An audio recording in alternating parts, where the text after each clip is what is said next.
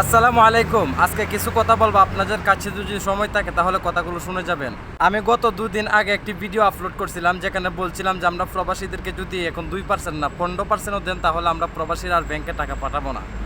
তো এই ভিডিওর কমেন্ট বক্সে অনেকে এসে মন্তব্য জানাচ্ছেন, যে অনেকে আমাকে বলছেন রাজাকার, অনেকে বলতেছেন যে আমার ভিতরে দেশপ্রেম নাই।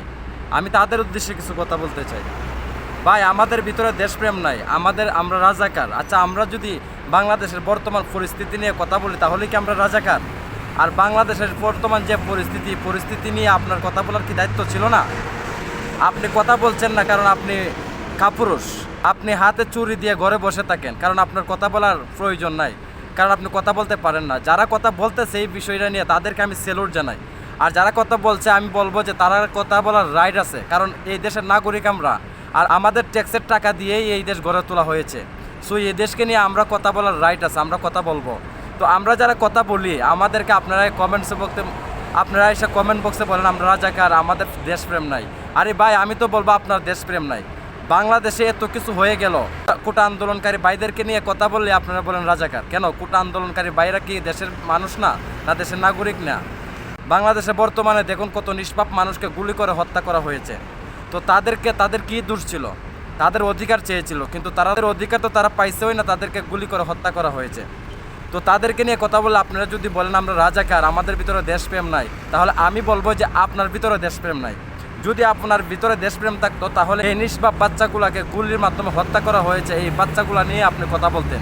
কারণ আপনারা নিজে কথা বলেন না, যারা অন্যরা কথা বলে তাদের ভিডিও থেকে আপনারা কমেন্টস করেন যে রাজাকার। আরে ভাই, রাজাকার কারা? দেশ ধ্বংস হয়ে যাচ্ছে দেখেও যারা দেশ নিয়ে কথা বলে না তারাই প্রকৃতভাবে রাজাকার আমি বলবো।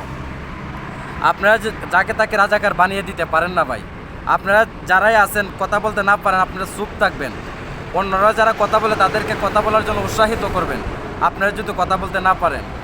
আর যারা কথা বলে তাদেরকে আমি স্যালুট জানাই সব সময়। দেখুন, আমি এই কথাই বলছিলাম যে আমরা রেমিটেন্স পাঠাবো না। আমাদের রেমিটেন্সের টাকা এতই বাংলাদেশ আস্তে আস্তে করে তো উন্নত হয়েছে, তাই না? আমরা রেমিটেন্স পাঠাইছি, আমি পাঠাইছি, আপনি পাঠাইছেন। আমার টাকা আপনার টাকা দিয়ে তো এই বাংলাদেশ করা। এই বাংলাদেশ নিয়ে কথা বলার রাইট আমার আছে, আপনার আছে। আপনি বলবেন, আমি বলবো, কারণ আমার দেশ ধ্বংস হয়ে যাচ্ছে। এই দেশ নিয়ে কথা বলার দায়িত্ব তো আমাদের।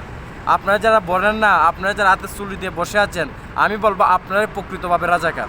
আর যারা কথা বলে তাদের কমেন্ট বক্সে আপনারা বাজে কমেন্টস করেন কেন রে ভাই? আল্লাহকে আপনাদেরকে কোনো মাইন্ড দেয়া নাই? আপনার মানুষের কমেন্ট বক্সে রাজাকার বলেন, কমেন্ট বক্সে কোনো দেশপ্রেম নাই। আরে ভাই, আপনার যদি দেশপ্রেম থাকতো তাহলে বাংলাদেশের পরিস্থিতি এত খারাপ হওয়ার পরেও আপনি কোনো প্রতিবাদ না করে বসে আছেন। আপনি অনেক দেশপ্রেমী, তাই না?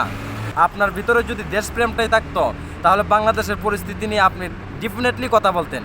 আপনি কথা বলেন নাই, কারণ কেন বলেন নাই? আমার নিজের চোখের দেখা অনেক মানুষ আছে যাদের ফেসবুকে পেজ আছে, ইউটিউবে চ্যানেল আছে, কিন্তু কোনো প্রতিবাদী কোনো কথা আসে নাই। আপনারা কেন বলবেন? কারণ আপনাদের ভিতরে তো দেশপ্রেম বেশি, তাই না? আমাদের দেশ ধ্বংস হয়ে যাচ্ছে, আমাদের রেমিটেন্সের টাকা, আমাদের ট্যাক্সের টাকা দিয়ে সরকারে এতগুলো জিনিস বানাচ্ছে। এই জিনিসগুলো কার জন্য ধ্বংস হচ্ছে? আপনারা কোটা আন্দোলনকারী ভাইদেরকে নিঃস্বার্থভাবে হত্যা করছেন। আপনারা কথা বলবেন না তো, কারণ আপনাদের হাতে চুরি পরে বসে আছেন। সো যারা কথা বলে তাদেরকে কথা বলতে দেন। আর প্লিজ কেউ বাজে কমেন্টস করবেন না। সবাই ভালো থাকেন। আর আমার ভিডিওটা এতক্ষণ দেখার জন্য আপনাকে ধন্যবাদ। আসসালামু আলাইকুম ওয়া রাহমাতুল্লাহি ওয়া বারাকাতুহু।